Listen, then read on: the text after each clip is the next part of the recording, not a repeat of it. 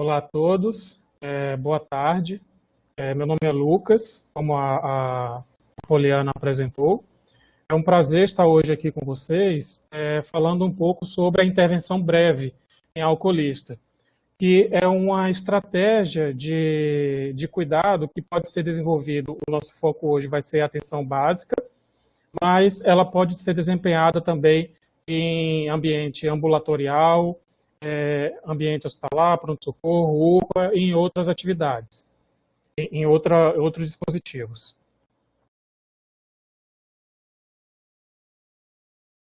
Bem, antes da gente falar sobre a intervenção breve, eu gostaria de deixar aqui uma dica para vocês, duas dicas na realidade.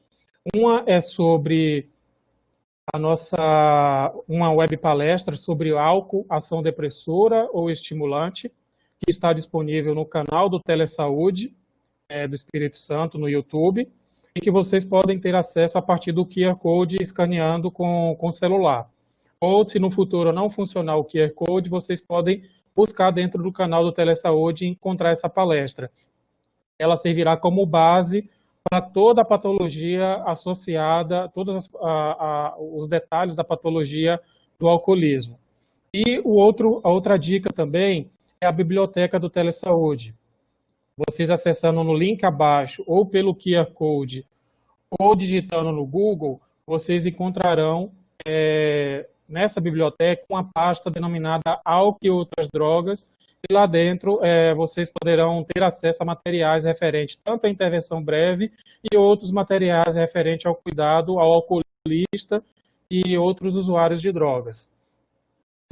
Lá na biblioteca já está disponível tanto o Audit, que é um questionário que eu vou explicar mais à frente o que é e como é que funciona, essa aula também em PDF e um outro material em PDF resumido sobre a intervenção breve, para no futuro vocês terem um acesso e conseguirem implantar na prática, tanto na atenção básica ou no local que você atua.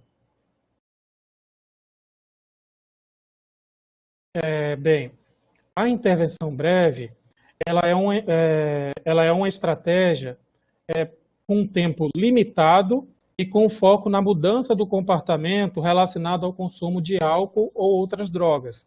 Mas ela também pode ser aplicada em outras situações, como paciente hipertenso, paciente diabético, que necessitam de mudanças de hábito, paciente que necessita perder peso, certo? E o diferencial da intervenção breve, ou melhor dizendo, o foco dela para o alcoolismo é reduzir o consumo e os problemas ligados ao álcool. Reduzir ou cessar o consumo e esses problemas. Porque estudos trazem que os problemas ligados ao álcool, eles estão mais presentes, principalmente naquelas pessoas que ainda não têm o diagnóstico de dependência de álcool. Eu vou trazer mais à frente como é que a gente fecha esse diagnóstico, né? E normalmente são aquelas pessoas que têm um uso nocivo ou que não faz o consumo, mas sem problemas ainda. Por exemplo, caso de pessoas que dirigem após fazer o consumo de bebida alcoólica, entraria como um perfil de usuário que poderia ser aplicada essa intervenção breve. Então, a intervenção breve, ela trabalha muito na questão da prevenção secundária, ou seja, quando já tem um quadro associado, uma perda de saúde associada, e aí você vai fazer uma prevenção para reverter essa perda ou para que ela não se torne mais grave. Então, a intervenção breve é para o consumo de álcool sem problemas ou consumo de álcool com problemas. E aqueles casos mais graves, dependência grave, pode ser aplicada a intervenção breve, mas é indicado, além da intervenção breve, o encaminhamento para serviços especializados, como é o caso aqui do Hospital das Clínicas, no estado do Espírito Santo, o Programa de Atenção ao Alcoolista, que é um serviço ambulatorial voltado para o usuário alcoolista.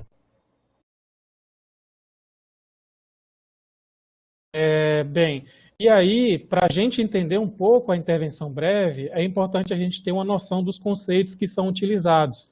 E no dia a dia a gente fala muito uso social, uso recreativo, alcoólatra, alcoolista, e tem diferenças entre cada um termo e aqueles que são adequados e aqueles que são inadequados. Então, por isso, é necessário que a gente faça um retorno à literatura. A primeira coisa que a gente necessita ter conhecimento é quando que é caracterizado o uso nocivo e quando que é caracterizada a dependência, que são os termos mais adequados para se utilizar quando se trata de alcoolismo, né? O uso nocivo é quando aquele usuário ele faz o uso do álcool e tem um prejuízo físico ou mental, mas que ele ainda não alcançou os critérios para ser enquadrado como dependência de álcool. Enquanto a dependência de álcool é quando ele enquadra 3 ou mais critérios nos últimos 12 meses dentro dos pontos elencados pelo CID-11. Além do CID-11, a gente tem também o DSM-5, que é uma outra maneira de fazer a classificação do consumo de álcool, que aí vai classificar em dependência leve, moderada e grave. Para a nossa web de hoje, nós vamos usar como padrão o CID-11, que também é utilizado no SUS, onde traz os critérios de forte desejo ou compulsão, dificuldade em controlar o comportamento, abstinência fisiológica, ou seja, quando cessa o consumo da bebida, ele começa a apresentar alguns sintomas como taquicardia, hipertensão, tremores, evidência de tolerância, que é quando, para se alcançar o mesmo efeito, o usuário faz o uso de uma dose maior, ou maior frequência, ou uma bebida com teor alcoólico maior para se ter o mesmo efeito. Então, isso é uma evidência de tolerância.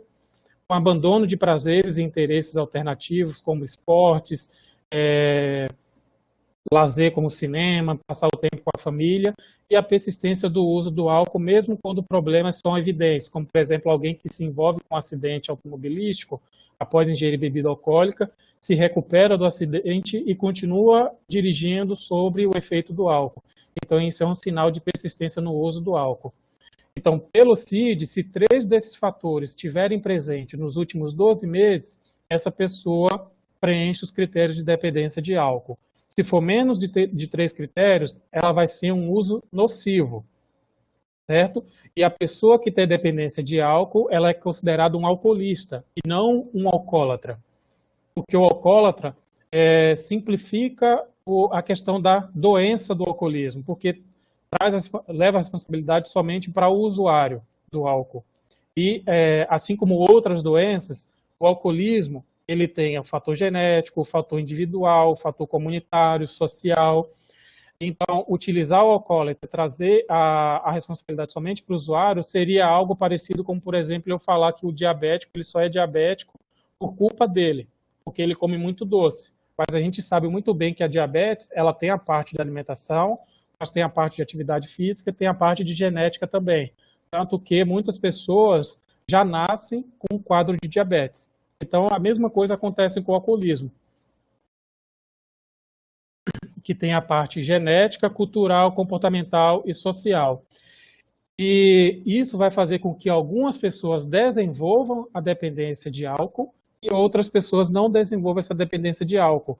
Porque uma pessoa, por exemplo, pode ter uma predisposição genética para desenvolver o alcoolismo, mas tanto a parte de cultura, comportamento social, ou seja, igreja, família, trabalho, educação, faça com que se tornem fatores protetores e que essa genética não tome protagonismo para desenvolver essa dependência. E quando essa pessoa desenvolve a dependência ou o uso prejudicial, o impacto não é somente nele, é um impacto coletivo. E aí reflete no acidente de trabalho, violência doméstica, desemprego, acidente de trânsito e outros processos familiares. Então, como o alcoolismo ele impacta de forma coletiva, é necessário que todos os dispositivos da rede de cuidado, da rede de atenção à saúde, estejam aptos a atender essa demanda. E aí a portaria 3088 de 2011 vem trazer lá a unidade básica de saúde como um desses dispositivos para cuidar desse usuário, quando ele chega na unidade procurando ajuda, mesmo que não seja procurando ajuda diretamente ao alcoolismo, mas que o profissional que esteja na unidade tenha a capacidade de rastrear e fazer uma intervenção sobre aquele quadro. Isso também vale para ambulatórios, UPA, hospitais gerais e outros serviços. E aí, pensando como é que o profissional da atenção básica poderia cuidar desse usuário alcoolista, foi que se criou a intervenção breve, que é uma técnica com tempo delimitado, justamente para reduzir as complicações decorrentes do uso, né? E por que cuidar do alcoolista na unidade básica? Eu elenquei aqui os quatro principais pontos. E o primeiro é que o usuário ele tem um contato com o SUS, que é o Sistema Único de Saúde. O primeiro contato dele normalmente se dá na unidade básica de saúde, seja acompanhando alguém na consulta, seja buscando uma consulta para ele mesmo, ou até ele em casa recebendo uma visita domiciliar para ele ou para um ente da família dele. E o profissional pode criar um problema decorrente do uso de álcool ali. Então, por isso que é importantíssimo cuidar do alcoolista na unidade básica também. O outro ponto é que a unidade ela tem um contato com os demais dispositivos da rede, tanto fazendo a referência para cuidado em serviços especializados, e também esses serviços especializados eles fazem a contrarreferência para a unidade de saúde. E os estudos trazem também que buscar essa prevenção, tanto primária quanto secundária, reduz muito os custos, os gastos de saúde relacionados ao uso de álcool e outras drogas. Então, é importantíssimo a unidade de saúde desenvolver esse trabalho ao alcoolista, né? E, no caso da intervenção breve, ela tem ainda uma vantagem a mais, que ela pode ser desempenhada por qualquer profissional de saúde. E na unidade de saúde, além da intervenção breve, esse profissional ele pode desempenhar a terapia cognitivo-comportamental, a entrevista motivacional, a prevenção de recaída, terapia familiar, psicoterapia, todas elas estratégias dentro da redução de danos. A gente pode abordar algum outro desses pontos num próximo encontro, seja no próximo ciclo de estudo, de debates, ou no próximo evento do Telesaúde, como assim aconteceu com a intervenção breve, que foi um tema da primeira palestra do ano passado, indicado pelos participantes para ser abordado aqui no Telesaúde. E aí, a intervenção breve, é interessante que o histórico dela, buscando uma maneira de cuidar desse usuário, consumidor desse usuário de álcool, vários países começaram a buscar uma maneira de como fazer isso na prática. E os principais países, lá na década de 70, 1972, para ser mais preciso, chegaram nesse consenso da intervenção breve, que foram os países do Canadá, Inglaterra e Estados Unidos, né? E aí eles desenvolveram esse passo a passo que eu vou passar para vocês agora. A intervenção breve, podemos trazer ela dividida em duas fases. A primeira fase, que é a fase da triagem, e a segunda fase, que é a fase da intervenção. Nessa fase da triagem, vai ser feito um rastreamento do padrão do consumo de álcool desse usuário do serviço, né? Que pode ser utilizado tanto o DSM, que eu falei para vocês lá no início, quanto o CID-11, mas tanto o DSM quanto o CID-11, eles necessitam de uma capacitação maior, de um tempo maior para ser aplicado. Muitas vezes esse primeiro contato, ele é um contato breve. Como eu disse, pode ser que seja esse usuário de álcool esteja acompanhando a mãe dele, por exemplo, numa consulta no hiperdia. Então é um contato breve. Né? Então, para isso, surgiu dois instrumentos utilizados na intervenção breve para fazer essa triagem, que é o AUDIT e o CAGE. O AUDIT é o Alcohol Use Disorder Identification Test, e o CAGE é o Cut Down Annoyed Guilty Eye Opener, que são instrumentos utilizados de forma mais prática por qualquer profissional em um curto espaço de tempo para fazer essa triagem. Lembrando que tanto o AUDIT quanto o CAGE, eles não podem fechar diagnóstico de alcoolismo, ou seja, de dependência de álcool. Eles servem para triagem. A partir da triagem, que nas consultas futuras, que pode ser utilizado o DSM e o CID-11 para se fechar o diagnóstico. Só que a intervenção breve, ela não precisa fechar o diagnóstico de alcoolismo. Somente fazer essa triagem já é suficiente para iniciar a segunda fase, que é a fase de intervenção, que ela trabalha com o acrônimo do FRAMES, que é o feedback, ou seja, o retorno ao usuário. Por exemplo, ao aplicar o audit, depois o profissional pode dar o retorno da pontuação, o que aquela pontuação significa, e o que pode ser feito para que essa pontuação seja reduzida. O outro ponto R seria a responsabilidade, tanto do profissional no cuidado, mas também levar a responsabilidade ao usuário, a partir, por exemplo, do menu de opções, onde o usuário vai escolher o que é mais palpável de meta para ele reduzir esse consumo ou cessar o consumo de álcool na unidade básica. E isso vai fazer com que ele desenvolva a autonomia dele. Lembrando que a autonomia não é fazer com que não é o usuário fazer aquilo que ele acha certo para ele, mas o profissional vai dar as opções ao usuário para que ele, dentro daquelas opções que vão ter um objetivo, um resultado esperado, ele escolha qual é que é a mais adequada para ele naquele momento. O outro ponto é o aconselhamento. O profissional faz tanto com a terapia comportamental, a entrevista motivacional, e o profissional também tem que trabalhar a empatia, que é sempre se colocar no lugar daquela pessoa que está buscando ajuda.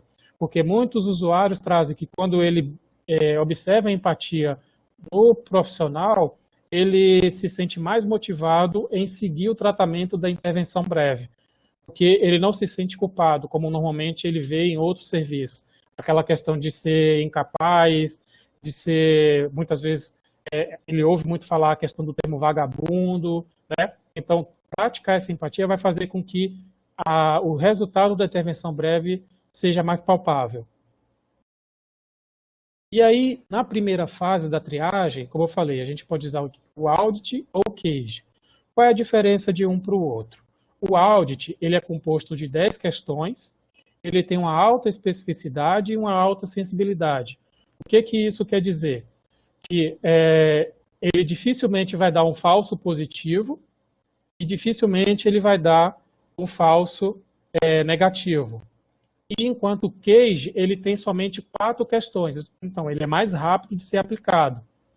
E só questões de sim ou não. Só que a dificuldade dele é diagnosticar o uso nocivo em mulheres e adolescentes e quando a pessoa faz um uso menos grave. Então, eu indico para quem for aplicar a intervenção breve, utilizar o audit, prioritariamente. Em casos que o tempo for muito curto, aí sim fazer mão do CADE, tá? Porque o audit ele vai te dar dados mais palpáveis para você trabalhar com esse usuário depois. E além do audit, o profissional ele vai fazer uma investigação dessa história desse usuário, né? A partir de se ele é hipertenso ou não, se ele tem quadro ou teve histórico de depressão, ansiedade, sintomas gastrointestinais como cirrose, gastrite, hepatite, histórias de acidente automobilístico, brigas familiares, faltas frequentes no trabalho ou na escola, né? Que são fatores normalmente associados àquela pessoa que já está fazendo um uso problemático do álcool. E um outro ponto na triagem que o profissional ele tem que ter domínio é a questão do termo dose padrão, que varia de acordo com a bebida, com a substância. Por exemplo, uma cerveja, no caso da cerveja, uma lata de cerveja corresponde a uma dose padrão, enquanto uma taça de vinho, 150 ml, corresponde a uma dose padrão. Então, são ml diferentes, são quantidades diferentes. E a pinga, somente 45 ml, já é uma dose padrão. Essa diferença de dose padrão se dá pelo teor alcoólico. Por exemplo, a cerveja tem ali de 5% a 7%, a cachaça tem 40%, o vinho tem 14%, 15% em alguns casos, né? Então, isso que vai diferenciar a dose padrão. É importante saber esse domínio da dose padrão, principalmente quando a gente chega aqui na questão do que perguntar na triagem. Utilizando no seu lado esquerdo, vocês estão vendo o audit, né, o maior, e do lado direito, o CADE. No audit, ele pergunta ali na segunda questão, quantas doses de consumo, quantas doses consome em um dia típico quando você está bebendo? Aí tem lá 1, 2, 3, 4, 5, 6 e as alternativas.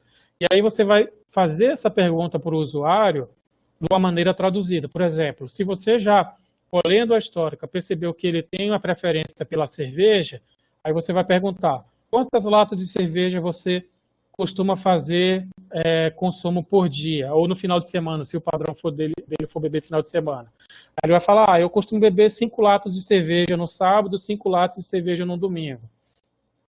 Aí você vai chegar ali e marcar a alternativa correspondente de doses, né? Porque 5 latas de cerveja são 5 doses padrão.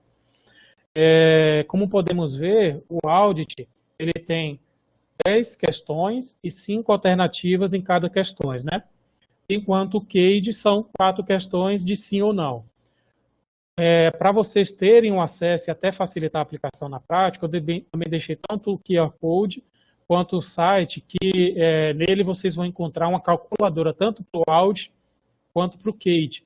E aí simplesmente você vai fazendo as perguntas para o usuário, e aí você vai marcando no site, no final ele te dá a somatória, o resultado e como você vai interpretar aquele resultado ali.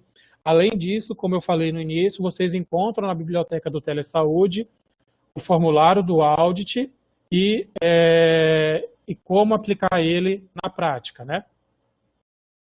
E aqui a gente pode chegar nos resultados, por exemplo, do audit, que ele classifica em 4 zonas. A zona 1, zona 2, 3 e 4, né? A partir da zona 2, já é indicado fazer a abordagem da intervenção breve. E a zona 4 é indicado, além da intervenção breve, mas principalmente o encaminhamento a um serviço oficializado, seja o CAPS-AD, que é o Centro de Atenção Psicossocial Álcool e Outras Drogas, seja o AA, que é o Alcoólicos Anônimos, aqui no Espírito Santo, o PAA, que é o Programa de Atenção ao Alcoolista, que fica no CRAM, e é porta aberta também, né? Somente o usuário comparecer ou o profissional ligar e agendar a consulta, não precisa nem de encaminhamento.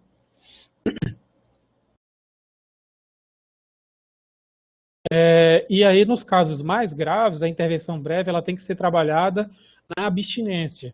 E nos casos menos graves, por exemplo, uma zona 2, seria trabalhar a redução do consumo ou um consumo protegido. Por exemplo, aquele usuário que tem o costume de dirigir, beber e dirigir, aí qual vai ser o foco? Mas ele está na zona 2, o foco vai ser fazer com que ele beba, mas não dirija. Ou quando ele dirigir, não beba. Então, essa intervenção breve, ela não é somente abstinência, ela trabalha muito a questão da redução de danos. Só que, para o profissional ele intervir no usuário, é necessário que ele consiga reconhecer em que fase de motivação esse usuário está. Porque, como qualquer mudança de hábito, seja emagrecer, mudar a alimentação, uma atividade física e deixar de fazer uso de álcool e outras drogas, é necessário ter motivação para se pôr um plano em prática para que esse plano tenha resultado. E aí, a partir daí, você vai fazendo a manutenção desse plano, né? O alcoolismo é a mesma coisa. Então, o profissional, quando estiver fazendo a triagem desse usuário, ele vai, a partir das perguntas e do que ele vai coletando, ele vai saber se está, por exemplo, na fase de pré-contemplação, que é quando o usuário ele não percebe, não vê o álcool como um problema e não vê o álcool afetando a saúde dele.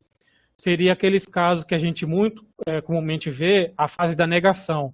E normalmente ele vai para a unidade de saúde ou para o serviço de saúde por exigência de familiares, por exemplo, ou de um empregador que acha que ele já está bebendo demais, mas para o usuário ele não vê problema do jeito que ele bebe.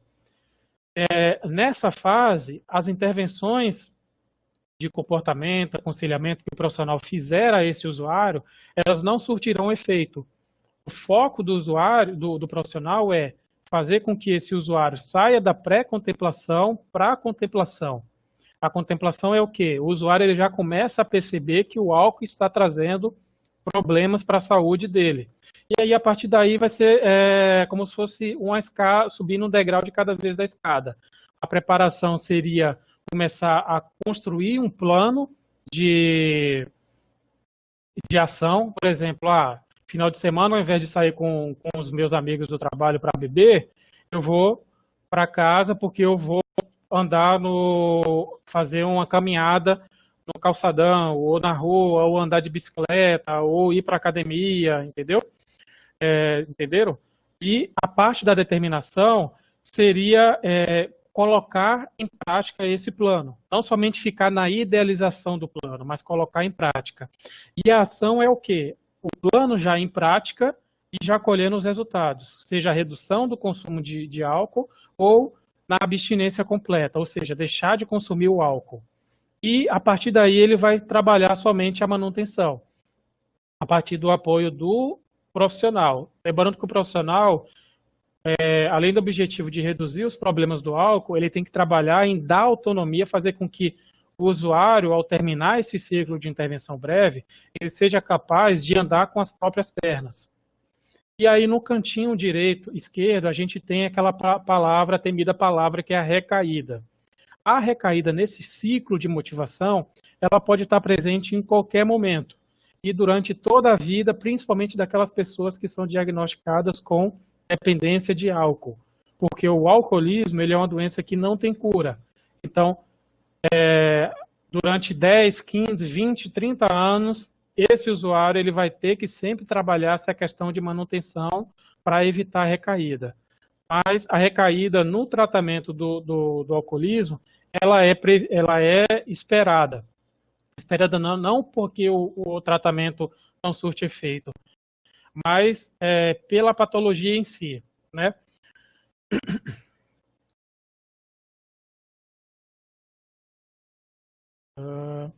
E aí eu trago para vocês aqui uma organização de como é que poderia ser feito essa intervenção breve em 4 consultas desse usuário. Como eu disse no início, a intervenção breve ela tem que ter um tempo delimitado, então não adianta o profissional querer ficar 40, 50, 60 minutos com esse usuário, porque estudos trazem que uma intervenção breve de 5 minutos e uma de 1 hora não tem diferença significante de efetividade. Então, é recomendado uma intervenção breve em cada consulta de 15 a 20 minutos. Aí, o que poderia ser feito na primeira consulta? A aplicação do audit ou do case, né, para estabelecer o padrão de uso, avaliar o histórico e as comorbidades, sinais de alertas, como eu disse, por exemplo, se o usuário queixa de dor no estômago, ou as pernas inchadas, por exemplo, ou dificuldade de dormir, pode ser um sinal de alerta de comprometimento desse padrão de consumo de álcool, né? Pedir exames complementares, no caso do médico ou do enfermeiro, se na instituição que esse profissional trabalhe, ele possa pedir esses exames, e estabelecer uma meta para a segunda consulta, né? Lembrando que, como a gente trabalhou, a parte da implementação ela tem que ser sempre centrada no frame. Então, toda atividade que o profissional faz, ele tem que dar uma devolutiva para o usuário. Por exemplo, ao aplicar o audit, a pontuação não deve ficar lá no prontuário só para o profissional ou só para a equipe. Ela deve ser compartilhada com o usuário e explicada para ele o que aquela pontuação significa e o que pode estar impactando na saúde dele no presente e o que pode impactar no futuro, né? E o estabelecimento de metas, o profissional vai ofertar opções e o usuário vai escolher aquelas que se adequem melhor a ele, a realidade dele. E, por exemplo, no PAA, eu utilizo uma parte dessa questão da estratégia de metas, que aí eu faço como se fosse um contrato impresso, dos pontos, em comum acordo com o usuário, imprimo 2 vias, uma ele assina, leva para casa, o outro fica no prontuário. E aí, na próxima consulta, a gente vai discutir esse contrato, o que ele conseguiu cumprir, o que ele não conseguiu cumprir. Alguns usuários respondem bem a essa questão de contrato, outros respondem melhor em outras estratégias de estabelecimento de metas. Já na segunda consulta, o que o profissional pode fazer? Avaliar o consumo desde a última consulta. Por exemplo, foi estabelecido reduzir o consumo de álcool. O usuário que fazia o consumo todos os dias da semana, 2 latinhas de cerveja, ele foi acordado com ele para ele fazer somente dia sim, dia não, 1 lata de cerveja. E aí, nessa consulta, segunda consulta, o profissional ele vai avaliar se conseguiu cumprir essa meta, se não conseguiu, quantos por cento que ele conseguiu cumprir e quais as dificuldades que ele encontrou para que o profissional consiga pensar junto com o usuário uma maneira de superar essa dificuldade. Os exames também que foram pedidos na primeira consulta, se já estiverem prontos, o profissional pode fazer a avaliação desse resultado e apresentar esses resultados ao usuário também, sempre trabalhando a questão do feedback. O fornecimento de material de leitura também é importantíssimo e pode ser aplicado nessa segunda consulta. Seja esse material produzido pelo próprio profissional ou material adquirido na internet, como, por exemplo, na SENAD, que é a Secretaria Nacional de Álcool e Outras Drogas, que o profissional pode encontrar cartilhas de redução de danos, a questão de alimentação saudável, prevenção de recaída, entre outros, né, mudança de comportamento. O profissional também pode buscar no Google locais onde exista o AA próximo da unidade da residência do usuário. E depois o profissional ele pode reforçar a meta a partir da balança de decisão, por exemplo, que é uma estratégia utilizada onde o usuário ele pode colocar o que ele vê de benefício com o álcool e o que ele vê de malefício com o álcool e sem o álcool, e de benefício com e sem o álcool. E aí, na terceira consulta, vai ser feito um exercício dessa balança de decisão. E aí o profissional pode usar uma estratégia de, será que realmente aquilo que o usuário via como um benefício fazendo o consumo de álcool era realmente um benefício? Por exemplo, o usuário pode chegar e trazer que quando ele fazia o consumo de álcool, ele se sentia mais relaxado ou ele conseguia dormir melhor. E aí o profissional ele pode chegar e falar assim, será que realmente você conseguia dormir melhor? E no dia seguinte, você conseguia acordar com o corpo descansado ou você somente apagava, mas não tinha um sono restaurador? Será que você conseguiria se sentir menos ansioso somente com a bebida ou uma atividade física poderia resolver esse problema? Então, esse exercício pode ser feito na terceira consulta, né? E, além disso, os exames, o profissional ele pode trazer de forma objetiva a melhora desse usuário na aplicação da intervenção breve. Como, por exemplo, o exame que foi pedido na primeira consulta pode ser comparado com um novo exame, onde pode mostrar, por exemplo, a redução das taxas de TGO e TGP. Isso vai trazer um dado palpável para o usuário de que a saúde dele está melhorando. E aí cria mais motivação para que ele se dedique mais à intervenção breve. E na quarta consulta, novamente avaliar o consumo de álcool, rever as dificuldades e, caso o usuário não responda à intervenção breve ou ele tenha outras necessidades, esse profissional pode fazer um caminhamento para um serviço especializado.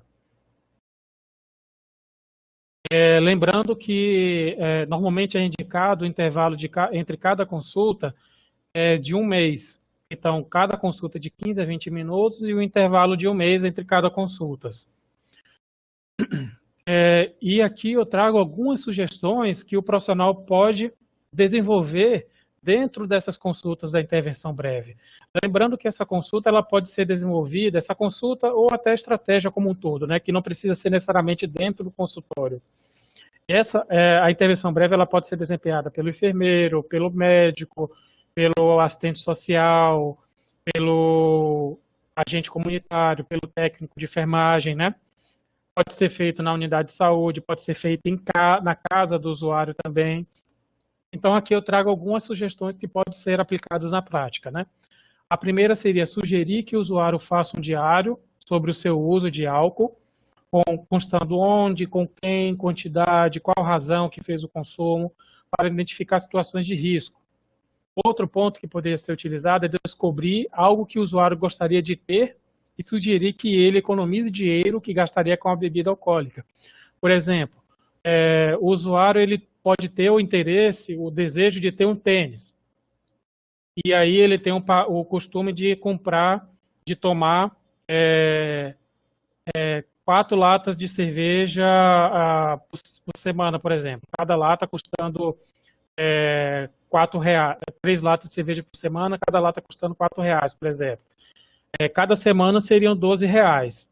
Então, em poucos meses, 3, 4 meses, ele já teria o dinheiro para adquirir aquele tênis que ele deseja. Então, isso seria mais uma estratégia de motivação para ele aderir à intervenção breve, né? Outro ponto seria identificar com o usuário outras atividades que possam substituir o uso de álcool. Como, por exemplo, a gente encontra usuários que eram religiosos ou que são religiosos, então pode sugerir igreja, ou que já praticaram atividade física no passado, seja uma academia, uma corrida, bicicleta, ou que tinham um hábito, ou tem um hábito do artesanato. Então, incentivar esses hábitos para substituir o consumo de álcool, né, o uso de álcool. A questão do contrato impresso, que eu já falei para vocês, disponibilizar outras ofertas de dispositivos de cuidados, como a A e o CAPS-AD. E um outro ponto também que poderia ser utilizado como sugestão seria investigar a motivação principal e buscar meios de fortalecê-las. Por exemplo, um usuário pode chegar na unidade e o principal motivo dele estar querendo diminuir o consumo, parar de beber, seja porque a mãe dele fica triste ou briga com ele quando ele chega em casa alcoolizado, ou a filha dele pediu para ele parar de beber. Aí o profissional, por exemplo, pode pedir com que ele traga uma foto, 3x4, por exemplo, e deixe na carteira dele. Para todo momento que ele abrir para comprar, mesmo que não seja algo relacionado ao álcool, ele lembre do compromisso que ele tem tanto com o profissional quanto com aquele ente familiar, que é reduzir ou parar o consumo da bebida alcoólica. E aí, no finalzinho aqui, eu vou trazer para vocês um exemplo na prática sobre a intervenção breve, né? Esse caso clínico traz o Mário, de 41 anos, que veio à consulta a pedido do seu supervisor de trabalho. A assistente social da unidade básica de saúde usou o audit para investigar o padrão do consumo de álcool de Mário. E o audit pontuou 18 pontos, né, no instrumento, o que coloca o Mário na zona 3 de classificação do audit, que vai de 16 a 19, né? Então, já é indicado iniciar a intervenção breve.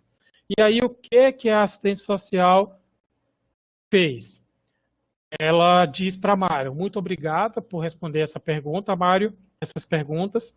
Esse teste investiga sobre seu consumo de álcool e se você está com algum problema de saúde ou em outro aspecto de vida relacionado a esse consumo.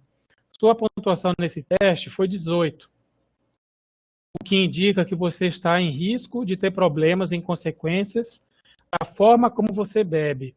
Eu gostaria de conversar alguns minutos com você sobre o resultado, pode ser?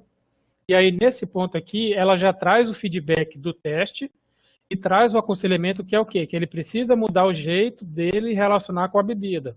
E aí o Mário vai e responde: sim, pode ser, mas o Mário poderia responder não, que aí seria uma fase de pré-contemplação. Aí o profissional teria que trabalhar com que ele passe da pré-contemplação para a contemplação, para aí sim intervir de forma mais eficaz, né? Aí, seguindo o caso, o assistente social fala: o que você pensa sobre o resultado do teste? Devolve a pergunta para ele, né? Aí o Mário fala: não sei, eu vim aqui no posto porque meu supervisor pediu. Eu tenho um problema no estômago. O médico aqui disse que preciso beber menos. Aí a assistente social fala: certo, como eu disse, o resultado indica que você está bebendo muito.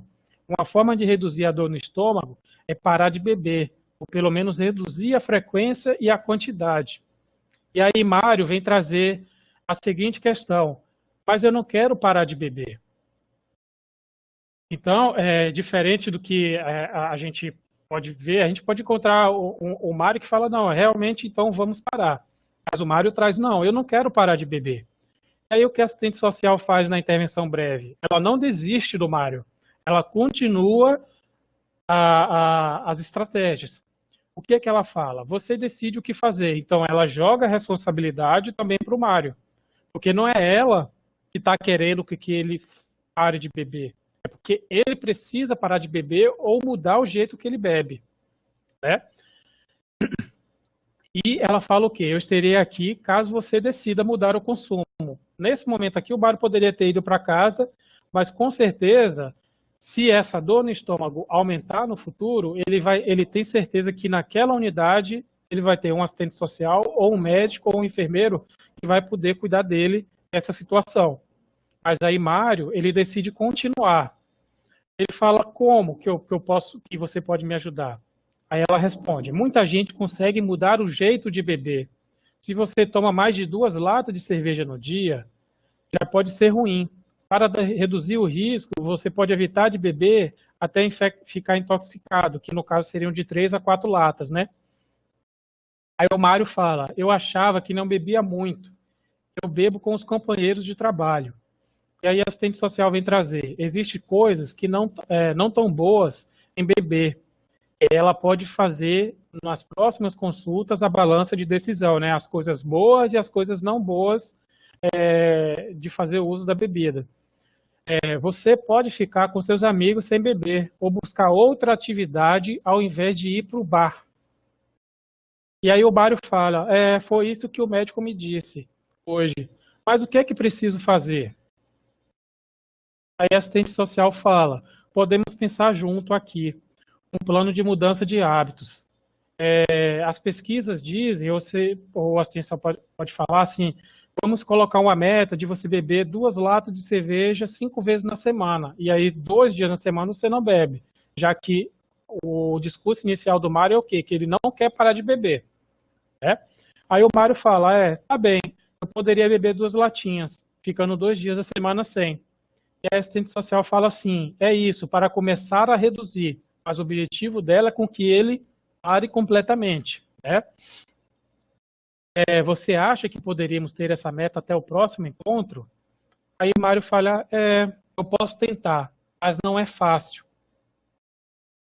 E a assistente social fala, nós também podemos incluir nesse plano de mudança outras atividades, ao invés de sair para beber, como praticar esportes, ou passar mais tempo com a família. Então, dá opções para que Mário escolha o que ele pode colocar na prática. E aí Mário coloca, pode deixar, eu vou tentar essa semana. E aí poderia encerrar a primeira consulta, né? E aí na próxima semana ou no próximo mês, depende de cada caso, né? Seria feito um resgate do que foi trabalhado na primeira semana e implantado a nova fase da intervenção breve. E aí a gente chega no ponto de que será que a intervenção breve realmente funciona?